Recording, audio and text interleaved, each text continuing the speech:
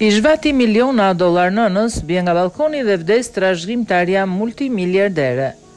Ka humbur jetën vajza e një bankieri miliarder e cila ishte arrestuar për vjedhjen me anë të mashtrimit të pasurisë prej 140 milion dollarësh të nënës së saj. Mediat e huaja raportojnë se 47 vjeçaria Sabin Borici ka rënë papritur nga balkoni.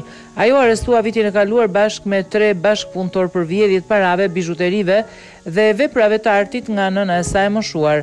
Por tashmë njoftohet se ajo ka ndruar jetë pas një rënje nga balkoni kati të 5 të shtëpisë së saj në Rio de Janeiro në Brazil. Ajo është gjetur për tokë përpara shtëpisë së saj në 14 shtator dhe u dërguar në spital ku humbi jetën prej plagëve.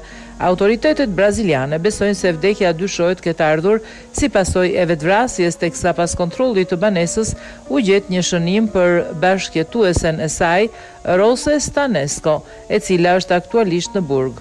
Ajo ishte bia e financierit Jean Borici dhe ai ishte një nga koleksionistët më të mëdhenj të artit në Brazil, i cili ka ndruar jetë në vitin 2015.